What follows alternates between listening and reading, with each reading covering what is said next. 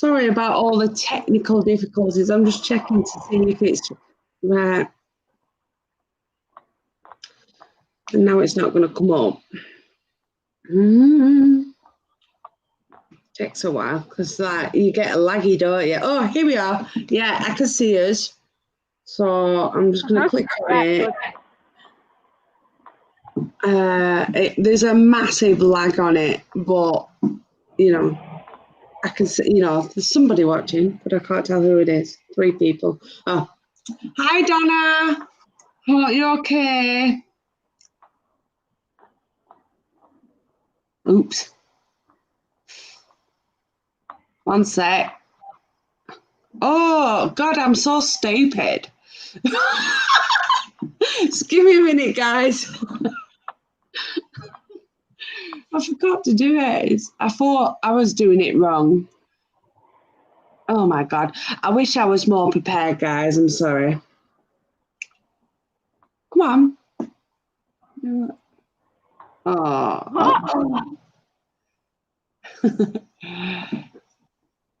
Hello, people.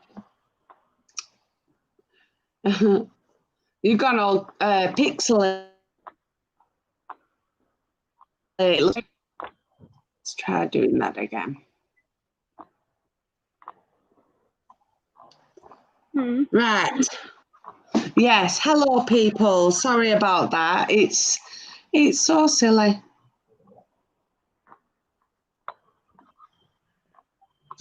Right. Hi, Donna. We'll just do it this way. Okay. I'm getting my charger. You've frozen, but we can still hear you. So that's all right. And it's proper laggy. But we shall see. Right. Okay. So welcome, guys. This live is for World Suicide Prevention Day. So just before we start, I'm going weird. You are? Has it gone weird? Oh. Can people hear me okay? Give us a yes, give us a no.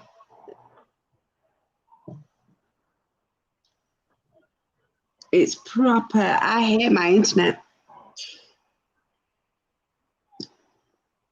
Do, do, do, do, do, do, do.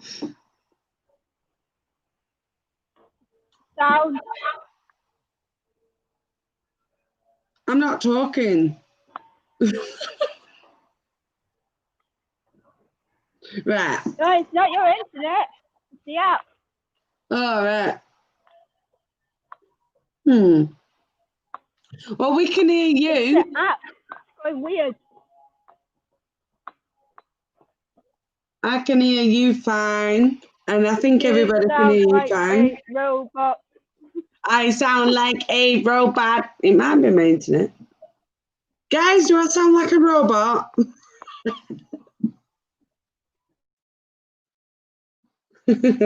Yes. Oh, yes, I can hear you.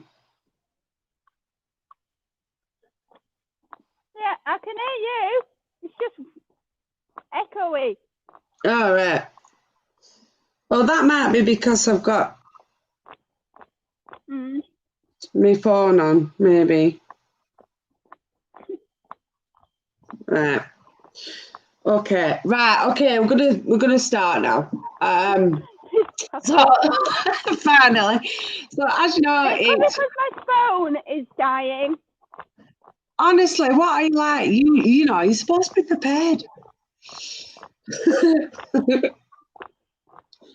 Well, I'll tell you what, if Katie goes off for any sort of reason, she can always come back on. Right. So it's World Suicide Prevention Day, guys. And we're coming on this live to promote awareness and tell our... Yeah, I think it's my phone because it's dying. I know.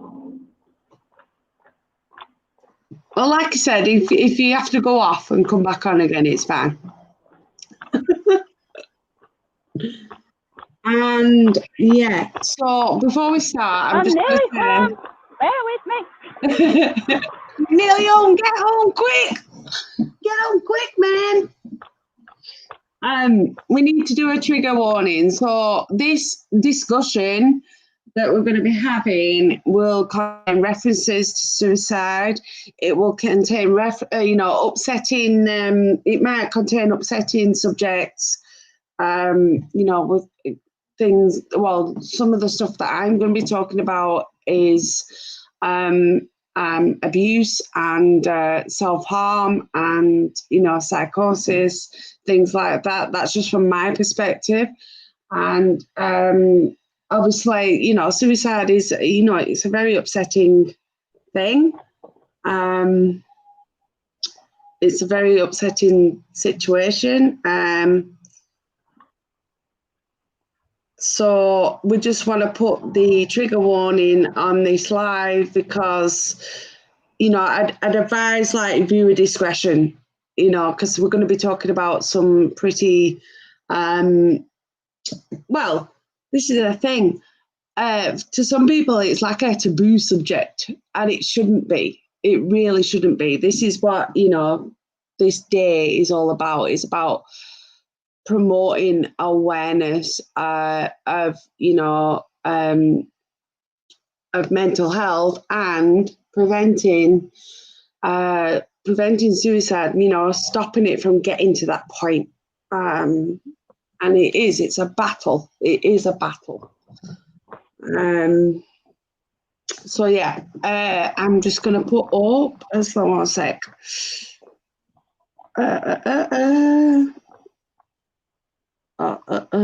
There we go. So 1 in 5 people will experience at some point suicidal thoughts in their lifetime. That figure, I mean, that's, and do you know what? That with statistics, what I've learned about statistics is sometimes it's not very accurate because, when people do surveys and things like that, or like health records or whatever, they can be often subjective. Like they can be, there's lots of different factors around it.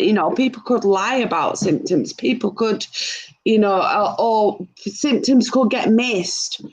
Doctors can miss symptoms, and things like that. So I bet that number is higher. But that's just my opinion. So yeah. So we're just today we've decided to. This is like the little schedule that we're going to do on the live. This bit's like the introduction, obviously, and I've told you a bit about what we're doing and a little statistic there. And then we're going to share our stories. And it was going to be River, but River's not here, and I don't know where she is. And she can't seem to get on. But we're going to each tell our stories, so to speak, and experiences of suicide, suicide survival, and the impact of suicide. Talking about the people left behind, but also we're going to promote crisis services. We're going to show, give you some tips, sort of advice to if you know somebody that's having suicidal thoughts. I've got some great things to help, because if you're stood across from somebody, or stood with somebody that's not having a right good time, then and they're experiencing these difficult feelings and thoughts. See, I believe it's an experience. People experience it in different ways.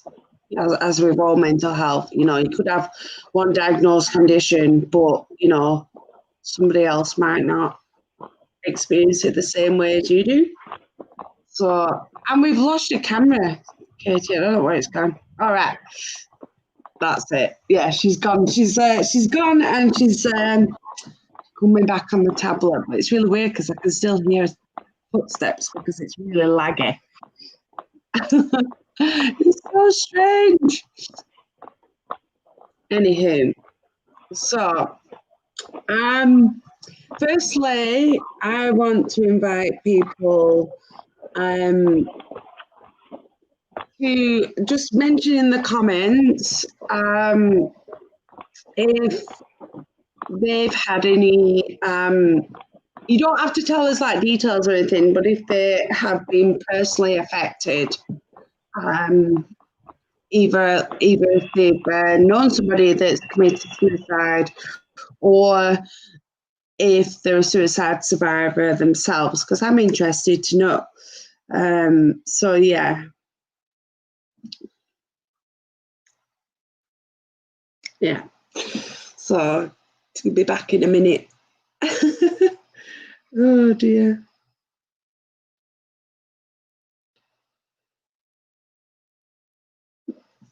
That is so strange. Sorry guys, I got a bit distracted there. Right. Hi River. Oh my god, yes. On my laptop, woman. Yes. Oh. Hi, we have River. She's here. Oh, thank goodness. Are you okay? Finally. Yeah, it's the ashes are all over. We're not broadcasting, are we? Yeah. It's all right. Don't worry about it. Everybody's just, you know. Okay, well, I got a new ride. I traded Katie, and now Katie is on steroids. I have a pickup truck. Nice one. Yeah. Whoa, I gotta tell you, do you know how hard it was to get on this? Because we don't have this. So I've been playing on the phone, my laptop, so I got it. I like your hair. Oh, thank you. I had a pamper session today. So Katie's just got home. She's just said, give us a minute. So did I. I just walked through the door not too long ago, too. So that's actually really good. So what we'll do right quick is just wait for Katie to come back on, guys, if that's okay. So, okay, we've just had some comments, because I've got the comments here. Because I can't see comments on my side at all. Yeah. So I got like the comments of the people that are watching, and I can see who's talking to me now. Finally. Thanks, Sam. I see. I got it sorted. Oh, did you? I just happened to see it come in off the side. Oh, cool. So you can actually see the users' names, because I can't on my laptop, but I have to use my phone. Oh, I haven't seen nothing because I can't get it on my phone. I'm sitting here. Okay, I can see what somebody wrote. I am a survivor. I can see, just got home. Give me a minute. And then I saw something from Sam saying you got it sorted out, but I'm just seeing coming and going. Yeah. All right. So. So Kelly's just mentioned that, because I've just asked about, like, I've just explained what we're doing, and I've just said, I don't know if you'll be able to see this, but I've just put this up. I don't know if you can see that. Can you see that? I'm glad I can see something. Yeah. 1 in 5 people will experience suicidal thoughts, and I can do like little graphics on the screen. I'm glad you're good at that. See, I'm only seeing Facebook user on the right. Yeah, apparently, because like it's privacy settings or something. That's why they won't let us see the names. I'm like, who's talking to me? I don't know. I have no idea unless they put their names or something. Yeah. My things are pinging. It said something like copy and share a link, and I just said I can't be bothered doing that. But I can see you talking to us, so it's all good. So yeah, Kelly said that she was a survivor, so I just wanted to give you, kudos, mega kudos. Yeah, that's that is a hard thing to do, because when people tell me they're a survivor, I have to ask the question, a survivor as in, did you attempt it yourself and survived, or are you a beloved person that was left behind and it has Yeah, been that's interesting because because of being a therapist, I have to ask, because people don't look at it that way, you know, so that's why I have that knowledge of being in the field. So people don't acknowledge, they go, you what? So I have that distinction of pointing that out to make sure I'm going on the right track, you know, the right journey. Do you know what? I never, like, obviously, you know, I have mentioned earlier, just before you came on, about like. You froze. Oh. Oh, dear. Okay, Nat, you froze. Oh, no. See, I can still see me talking. That's weird. You frozen now? Oh, it's still going. Wow. Oh, there you go. I think it's just a bit laggy because obviously, you know, connections. Yeah. Right. Okay, guys, I just want to put, like, I'm noticing comments and things. I have said wow. on this live. I can certainly identify with the Facebook user that said it went, the person jumped off a bridge. I've got a story that, not me personally, but a cousin of mine. Boy, you froze again, Nat. I know, I probably do. I think it's the internet. I think it's a connection. I don't know. This bloody streaming stuff. Stupid. Right, hey, guys. you're across the world from me. I know, it's mental, isn't it? It is mental. Hey, we got ashes outside raining. Yeah. Wow. It should, honestly, in this day and age, it should be high speed and it should be flawless. None of this. Hang on, let's just hide this for a minute. Okay, guys. I really want to stress that I need trigger warnings on these comments because as I, you know, as much as we were like to share, and although there is a trigger warning on the live as well on the post. Well, I suppose, I don't know. What do you think? Because obviously they're here and they're willing to talk about our subject, and we know. So, does there need to be a trigger warning? Or I really suggest a strong trigger warning, because some of the stuff that I can disclose will set them off, especially in the Q&A at the end. Because I personally will tell people, you know, if you use a name, use something that is not your real name, is what I prefer. And because I want you to be brutally honest, because nothing's going to come back. We're not going to say anything, you know, or disclose, but you're going to get straight shot from me. Yeah. Straight even stuff. I don't play favorites and I don't sugarcoat. So trigger warning, it really needs to be. Guys. Yes, guys. Yeah, so if you want to share any experiences, just put a little put trigger warning before you disclose, because it's really important. As much as we're very understanding and everything, we have to safeguard our members and we have to safeguard ourselves, because, you know, a lot of it is it can be really difficult. So when we talk about things like this, you know, we will use trigger warnings because we don't want to not disturb. I don't like that, but we don't want to, you know, trigger you off and, you know, something might set you off, or, you know, make you feel a bit unnerved, and we don't want to destabilize or anything like that. So yeah, see, Katie's on the comments saying trigger warnings, trigger warnings, trigger warnings. And Samuel just did the same thing. So, Thank you, Katie. Thanks, Katie and Sam. Oh my goodness. Okay, so I've just basically briefed and said that's what we're going to do. We're going to share our experiences. So, like, Katie will join us very soon, but I'd like to invite you to share your story with her. Okay. I have a big trigger warning. It is very graphic and it is very violent. I'd like you to know that I do hold a master's in counseling psych. I have a bachelor's in psychology. This has to do with my dad. He is a retired Air Force. I'm an Air Force brat. I am a military vet myself. I'm Army. I'm a mother of 2 soldiers that have gone through combat 3 times, wounded 3 times, capture bin Laden and Saddam. Okay, so they are all PTSD like I am. I'm from Vietnam era. I was originally studying early childhood education. Hi, Katie. So, January of 1997, on the 30th of January, I called my father up to tell him I wanted to talk to get my 357. It was a revolver. My father answered the phone. He very abruptly said, "What do you want?" Which my dad's never done to me. And I said, "Well, I wanted to say, hey, I wasn't coming up to get my revolver to the next day, which was Saturday, the 31st of January.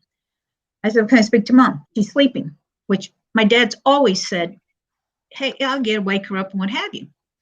And the last word I said to my father was, "I love you very much. I'll see you sometime next week."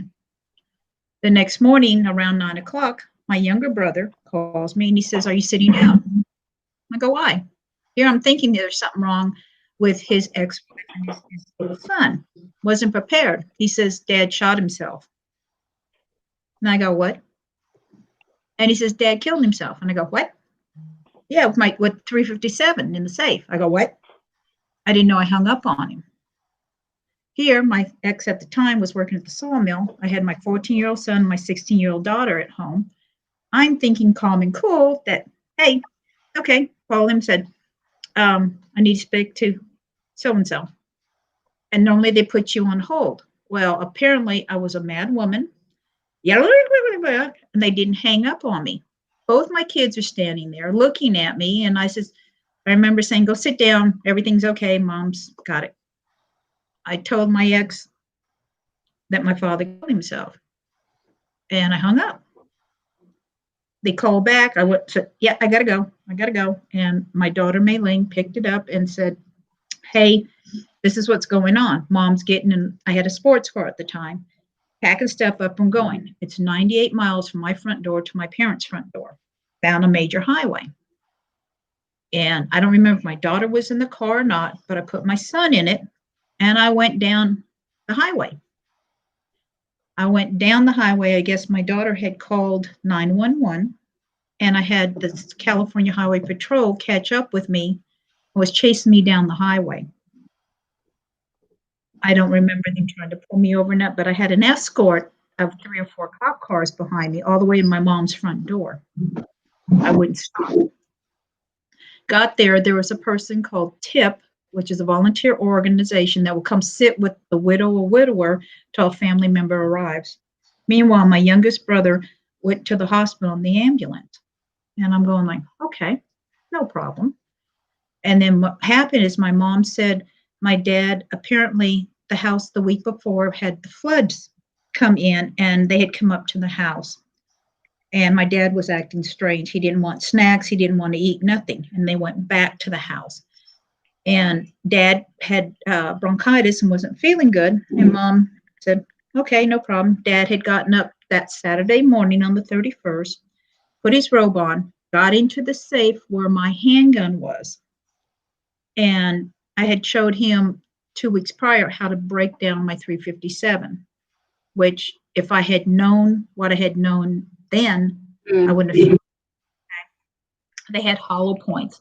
And if people aren't familiar with hollow points is, it's where the top of the bullet head is hollow. So on impact, when it's fired out through the barrel, when it's hitting, it opens and it tumbles when it hits and it goes from small to big and it just blows out the back end of whatever it hits. Basically, small hole gets real big. My mom says, you know, my dad's name, what do you do?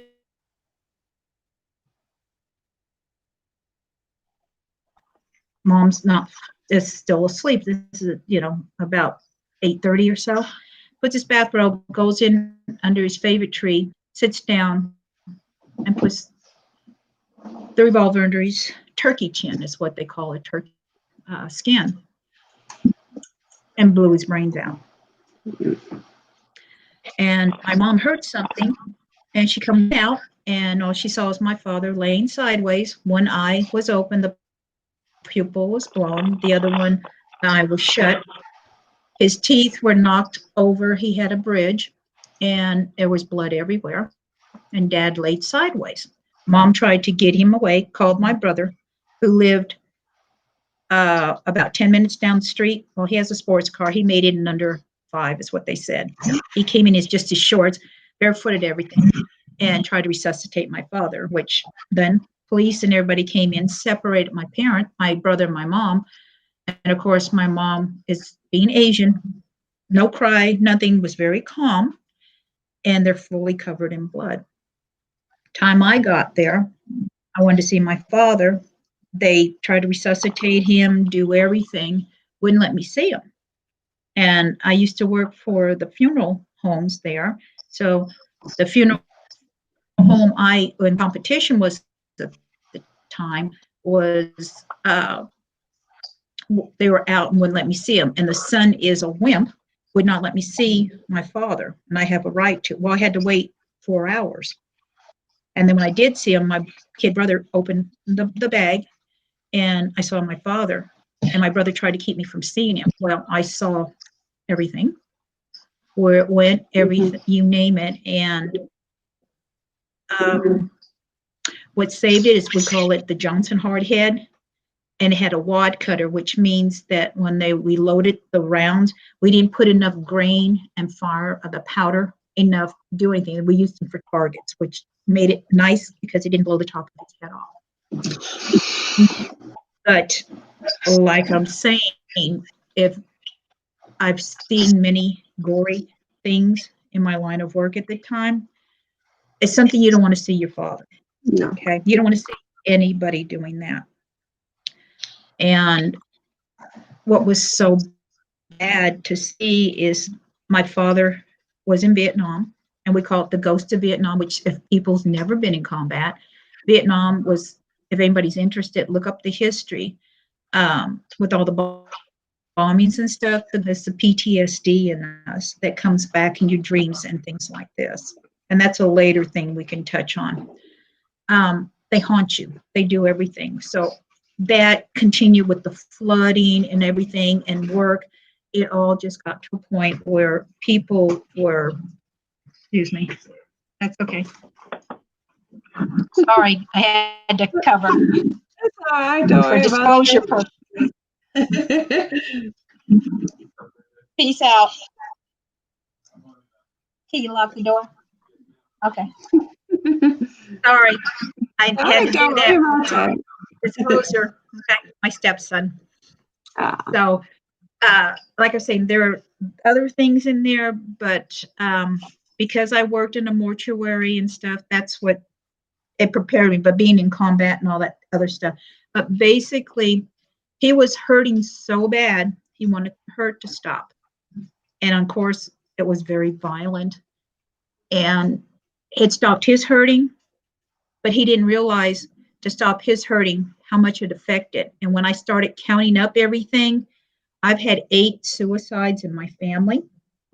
Wow. 3 were completed. My daughter herself actually did it in front of me with a box knife, and we saved her. My son's put a gun to his mouth.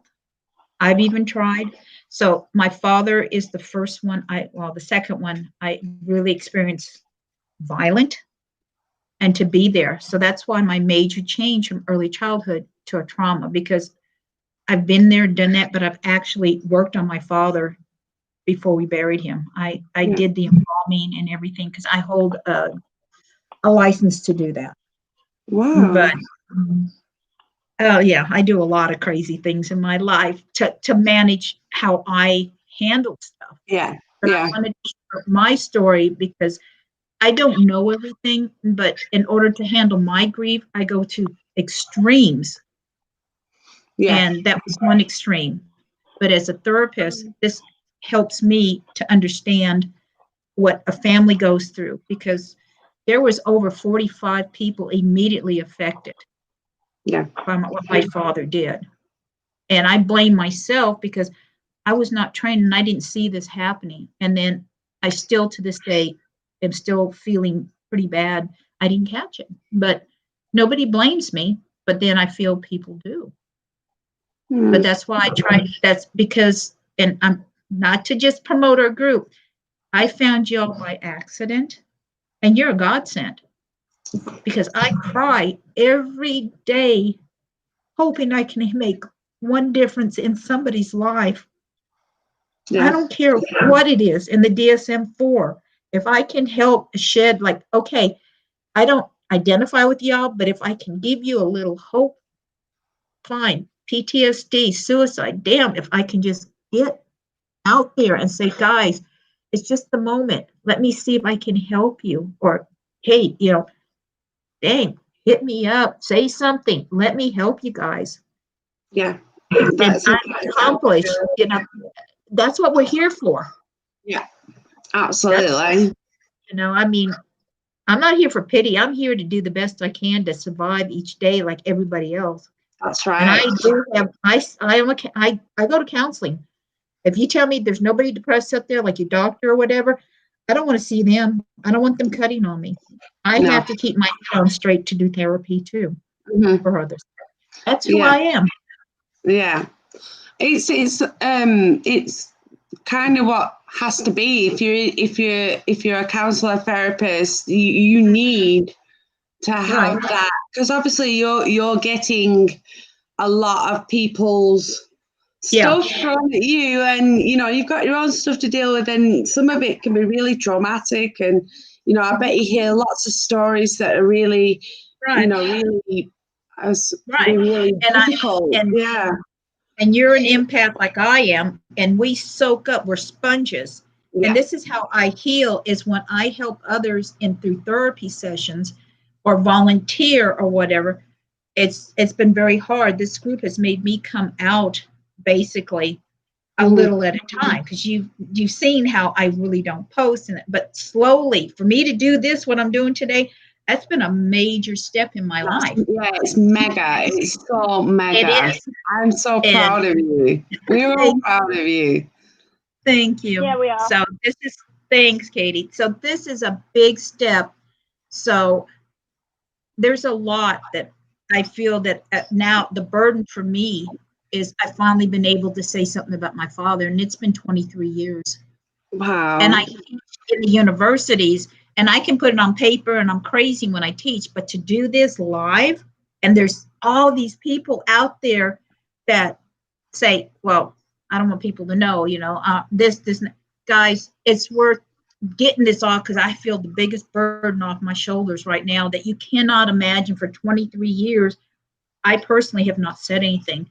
And I'm reading what people saying, like, if you don't mind me going over, the person that jumped off the bridge and survived 2 years ago, my second cousin jumped off the Golden Gate Bridge. She just got out of a institution. Wow. They thought she had climbed the bridge, and the people down there, the police, thought they were making a movie and watched her jump. They have not found her. 26 years old. Her anniversary was just a couple weeks ago. Yeah. Okay. And they do so much filming in San Francisco, the Golden Gate, but to watch her jump and then find her car, she had all her stuff there. And suicide runs prevalent in my family. Okay, my mother's sister was the first suicide when we were stationed in Spain. Then, like I was saying, we've had boom, boom, boom over the last 10, 12 years. And people, like I'm saying, y'all are brave out there. You're warriors to say, this is what's going on. And I commend y'all. You guys got more courage than you give yourselves out there. Absolutely. Everybody that posts on the group. Right. That we keep getting these you see what happens when, like, a member posts on the group for the first time. It notifies us. It says, so and so shared their first post, and we're ultimately we get on there. It's usually Katie because she's on it. Yeah. Yeah. Saying welcome, you know, and Right. a lot of it is us thanking them for sharing, even if it's a tiny little bit. Right. That's the first step to Right. getting support if you want it, you know, and it's Right. or realizing that there's a problem. Right. And you know, the further on you can go, and it, Right. yeah. But I'm just saying that I appreciate everybody listening to me. Y'all gave me more strength than I expected on this. I thought I was going to go boo hoo hoo and have to walk away, but this is the first time I really haven't teared too much, and I just stopped it. It's just that's how much it means to me that finally somebody has listened and not gone like some of the crazy therapists. Oh, we got what we call 5150 or EOD, emergency order detention, out here in California. Is we're going to put you in and hand you a bunch of pills and keep you sedated. I'm not that kind of a counselor. I listen to what people tell me what you're feeling. Don't act on it. You can think all you want, but the minute you say you're going to act on it, we got a problem. Yeah. But I'm old school. I don't believe in, I want you to tell me what you feel. Don't go like, if I say this, you're going to what? I don't believe in that. But I see, I'm reading some of these comments, and it's like, wow, guys. That's what gets me as well. It gets me about that's the whole stigma around it, because the people don't open up because they're scared of other people's reactions, and they're scared of what may happen because of like what's been created. Like, oh, if you say you're depressed, or if you say you hear voices in your head, they're gonna, you know, men in white coats are gonna come and take you away. That's not the case. It is not the case. That's why I'm trying so hard to get my business back up online, telemed, and do it like we're doing now, because we have y'all in the UK, I'm in the States, and then from what I'm seeing with so many wanting to join, it's like, wow, it's blowing me out of the water, because this is my passion. This is your I'm seeing all this with y'all, and it's like, if this is how it's going to be, and the way everything's been going for the last, since February, March, this is the way it's going to be from now on. There's an impact we can make. And it is just, wow. People are out there, and if we can, the services are dearly needed, and they need to trust somebody. And the way I'm feeling is every time I see a new therapist, I have to reopen the wounds. We have to retell it. And can we trust you? That is the main thing, is can I trust you? Because now I'm having to spill my guts and I'm not feeling right. And are you going to throw me into the bus? How many different pills are you going to put me on? Do we got to go through this again? I'm not a big fan of medicine, especially the trial and error. And and I'll be first one to tell you, I've been on so much medication, so much craziness, that I tend to do the opposite. I try to get people off of medications. I do the herbs and stuff like this with permission of the doctor. Everything's done through doctors. Yeah. If the doctor says we can try it, let's go for it. Because medicines cost too much. Most people don't have the insurance to pay for it. Natural herbs and stuff like that through my garden, and oils and all that, very inexpensive. And that's how I do my practice. I buy them in bulk and I'll mix them up, and doctor okays it. Here you go. I don't charge you for nothing. I believe in giving the best I can. And before I teach you a treatment or a technique, I'm going to try it first for a year. And it's not going to always work for everybody, but you're going to make somebody else's life better and not cost you a dime. Let's go. Where's mine? Come on, I want mine now. Did you hear her? Tea. Yes, tea is my favorite. This is my calm tea. It's a chamomile and vanilla. Oh, it's lovely. Yeah, I love chamomile. That calms me down. Say something. Yeah, yes, sure. Ma'am. Sorry. Talking of medication, that's what River's done, where she doesn't always give medication to people and she tries to help them. That's what they do with me personally. the doctors have never gave me any medication for my mental health. They always just send me to the therapist, and the therapist never recommend any medication for me. I've never really pursued it further than that. But yeah, I just basically go to the counselor, talk to them, and then use the techniques, and I don't have any medication at all. Right. And I never have. Well, that's good, because It's good. what I do in my office when I have people come in, I have aroma candles, and everybody had like some kind of scent that's very calming, or I have some kind of music. I have different variety. When you come in my office, there is like a shelf, cabinet, and I go, choose or pick, okay? And it's very subtle, and everybody has something they like, whether it be a tea. I don't offer sodas or anything caffeine really, so it's a tea, or there's scents, or there's something in there. I'm a bubblegum chewer, so I always have a big tub.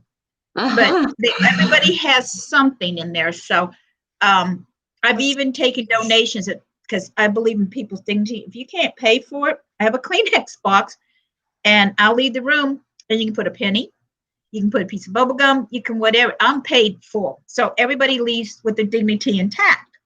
Yeah.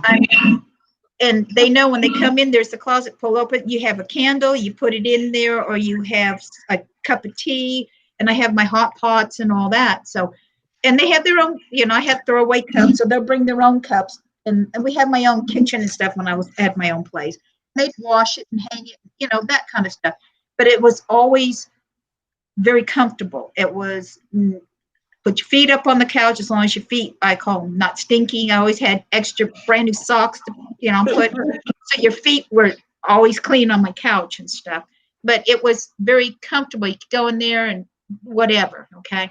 But well, that's it. If you don't feel comfortable, you're not really likely to open up, are you? But I always did something to make them comfortable. And sometimes I don't, like I said, I don't belong like medicine. And when I talk with their doctor after, forms and stuff, say, what are you suggesting? Well, I'm wanting to put them on, the Paxil or the Prozac. And I said, why? And I would talk with the doctors. I said, well, this is what I would like to try. What would you think? And then once I get the okay, I would talk with the client and say, okay, this is what your doctor's recommending. Okay, but at the same time, I like to give it a go this way and see how it works. And I would give them the little trial candles, because I buy this stuff, and we try it that way before you spend the money. This is how I look at it. But I also know people will do, the cannabis, or they'll do other things, and that, which whatever works. Okay, just don't come into my own eye. That's all I have to worry about. Well, that's it. I don't condone drug use. I don't. It's but I'm not going to say like because for some people it can be difficult because they use it as a coping mechanism. Right. That, an unhealthy one. It can become an unhealthy coping mechanism. Right. But I don't mind it. The CBD oils and things like that. Because that. But that's the only way I'd condone that. But tell people, what you do in your own time, that's fine, but please don't come into my office when you're high or if you're drinking.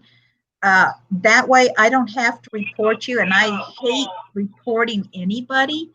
Please don't come in under influence. And I'm really laid back. If you're having a rough time, we'll do it on the telemed like this or something.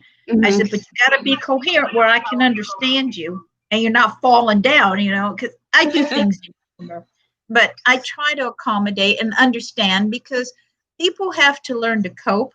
Yeah. But when it becomes a habit, and then you start with the suicide talking and do that, like I say, think all you want.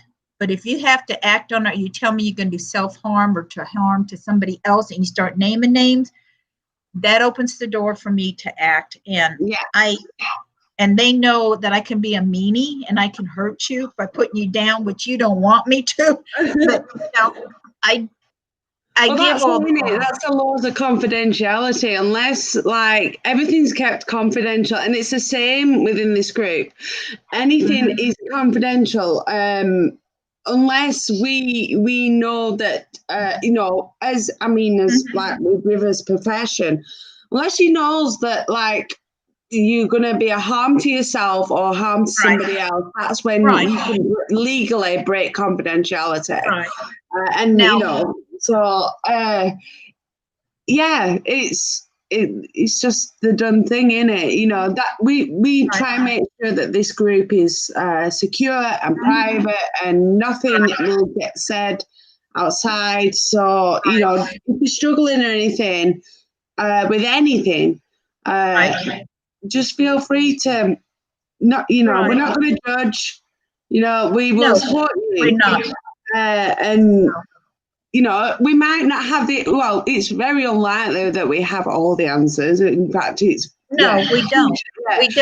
And we're not actually wanting to give you all the answers. We want to help you find them for yourself. Right. And it's okay to ask for help.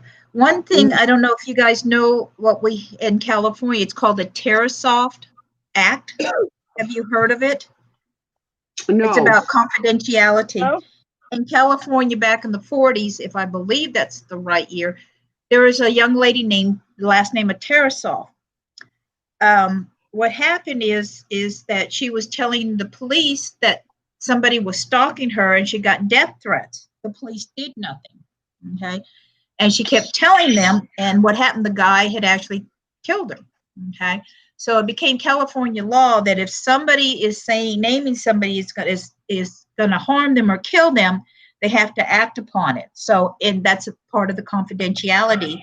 If you're going to harm yourself or harm somebody else, you have to tell us, and we have to act on it, especially if you tell them. And that's anywhere in the United States. I don't know how it is in the UK or in Europe, but I don't know if you have a similar law that states that. Yeah. I've just learned about all these bloody legislations and everything, but yeah, it's basically what I said before, like the confidentiality. Right. And I can't remember the legislation that goes with it, but the actual name of it. But yeah, it is. You know, that's just, you know, you've got to report. You've got to safeguard people. You know, it's just. And that's part of what you'll learn when you become a psychotherapist. Yeah. Is because in the paperwork, it's confidentiality, it's in the HIPAA, and you have to make sure you get the informed consent. That is number one. The minute you don't get, that's the first form I have somebody sign, because without that, Nat and Katie, you're dead in the water. Yeah. Because right then and there, they can, you know, you didn't sign it and they decide to take their anger out on you or flip the switch real quick, especially if it's a new client, you're in trouble, because I've been hit, spit, and we've had fights in my office. Oh, dear. And right after I've signed it and somebody flipped the switch on me. And I mean, I've been in knockdown, drag outs, and it's not, you know, bragging or anything. That's what happens. And it's not pleasant. That's part of our job, because we take that responsibility on, especially if people are hallucinating or have delusions that we're there to hurt them. And we're there to put them away. And just one bad word or what do you call it, transfer on them or counter transfer by accident.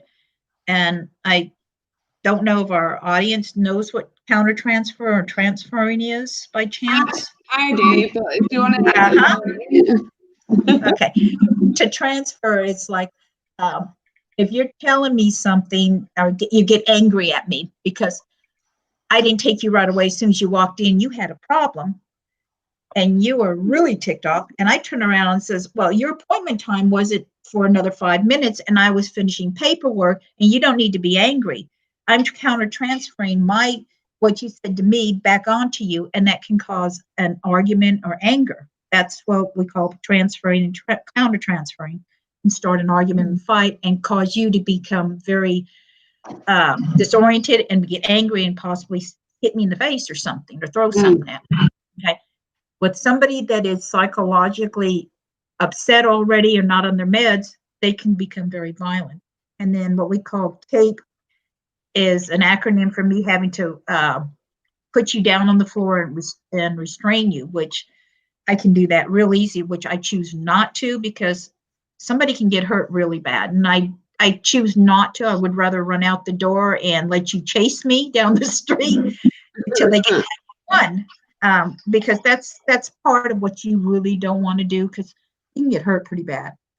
Yeah, But, there's different legislation on Right. on that for UK, like the Mental Health Act. I mean, there is you can put someone in restraints, but it's like the last resort kind of thing. I But just yeah. noticed something in the comment, how to handle victims who are about to commit suicide.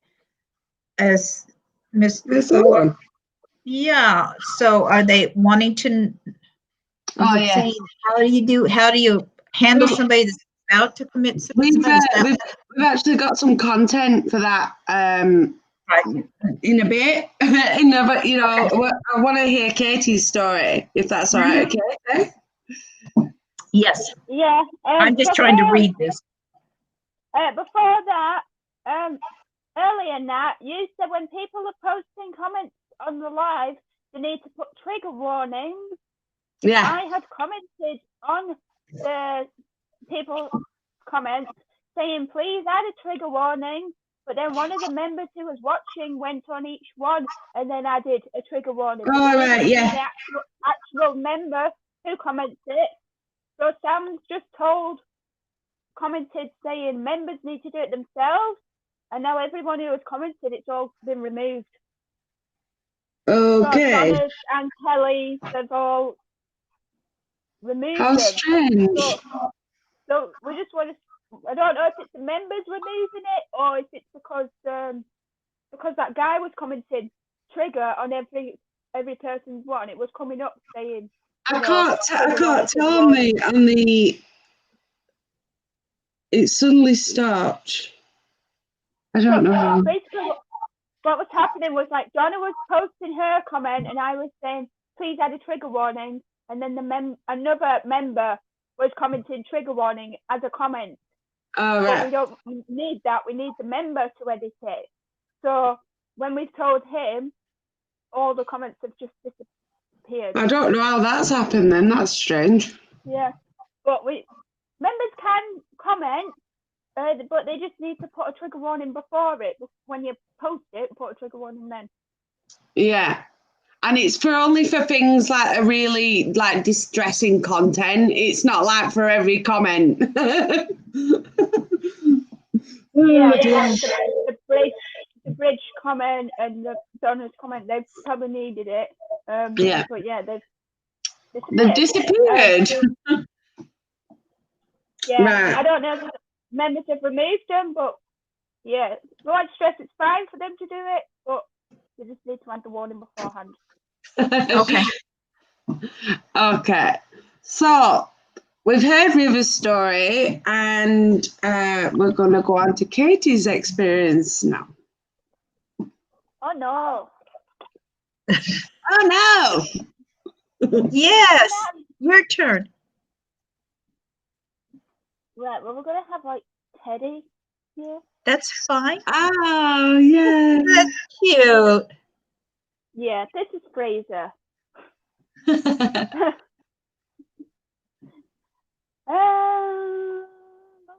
Oh God, I've got nervous now. No, you're fine. Breathe. Fine. So my story, basically, I haven't committed suicide myself or attempted it. It's more, I'm like River said, I'm the survivor of the person who has done it, and I'm left behind, say. So I was with my first boyfriend when I was quite young, from being 16 to about 18. And, you know, he was my first boyfriend and my first love and all that stuff. It was long distance, but not like country long distance, like in the same country, from north of one part to north of the other part of England. And I'd see him every weekend, and I was bullied quite a lot at school and at college So when I was with him, my whole life was completely focused on him. I got bullied at college and I left college course not to live with him, but to be there about most of the time.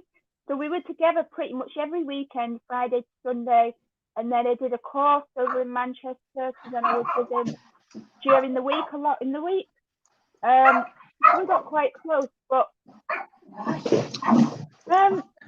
anyway, because, you know, when you're young and people do things, he decided to, you know, like flirt online and stuff, and it really got to me. So we ended up splitting up, and he wanted to go in the army, but his mum, you know, wanted him to be safe because he was a boy. She didn't want him to go in the army. She was really worried about it, and he was her only child.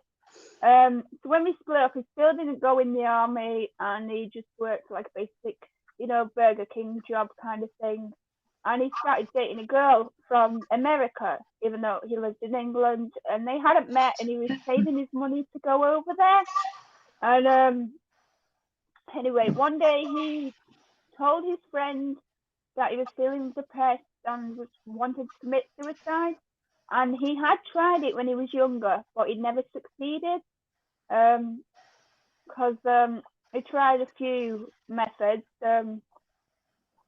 He tried self-harming, he tried taking pills and stuff, and somewhere or another it hadn't worked, and he'd been stopped and things by his mum. There was no one else in the house. His dad wasn't around. He didn't have any siblings, so it was always his mum who found him. But this one time, it was like he'd actually had it set in his mind that was what he was gonna do. And you know, when you're kids and you know, you get mad and you punch a hole in your bedroom door kind of thing. So we'd done that when he was younger. So we went to his babysitters this week. He'd planned to commit suicide. He went to his babysitters across the road. He said to her husband, I need you to help me fix this hole in my door. It's been there like 10 years of his life, kind of, you know, 10 early years of his life. And the guy was like, well, right, it's been there so long. Why does it matter? And he was like, no, I need it doing. And then he baked them some little cakes, and he never baked ever. He baked them some little cakes. He said, thanks for everything you've done. So I think he was preparing his goodbyes, but people didn't realise it. They didn't see it. They didn't see it like that. No, they didn't see it like that. And then he was doing what you call parkour, which is you run on walls and up buildings and stuff like that. So he asked that babysitter and her husband for a bungee rope, which they thought was just him being his usual silly self. They thought, oh, he was going to do something on a tree and, you know, mess about with it kind of thing. So they gave him the bungee rope, just thinking he was purely going to mess about, be a lad, you know. But what actually happened was he was going to do it that weekend on the Saturday night, and his mum was a night nurse, and she changed her shift last minute, and he must have not wanted to do it when his mum was in the house, probably, you know, out of respect. He must have thought, well, crap, mum's changed her shift, so, you know, I can't do it now. So he ended up waiting till she went to work, and early hours Monday morning, getting on to Tuesday, technically Tuesday morning, he when you have a landing going up your steps, and then you've got a part where, you know, hangs down. He hung himself with the bungee rope on there, and his neighbour could hear his body banging. And the neighbour thought, because he played shooting games on Xbox and stuff, that it was him on a game, and it wasn't. It was him dying, technically. But yeah, so she had that, and that was about 2:00 in the morning. His mum finished work and come back about 8 in the morning, because obviously she had to finish work and drive back. And she found her only son there, and she had no husband, no partner, no other kids. So she just walked in the house completely alone to find her baby boy like that. And he wasn't even that old. It was 7 years ago. So he would have just turned 27 this August. So he was you know, he was nearly 20 because he did it in the June and his birthday's in August. And yeah, and even though he told his friend he was thinking about it before, I think his friend must have thought, oh, he's, you know, not stand by, but he's done it before and he's not succeeded, or he's just, I don't know, messing about, or maybe it's not really going to happen. And but I think this time, when he was younger, he must have been more self-harming rather than, you know, committed to go through with it. And I think this time he was like, I'm done, that's it. And he didn't leave a note or anything. And that house, him and his mum lived there since he was a baby, and he had to clear it out, and she had to move out. She couldn't face it after that.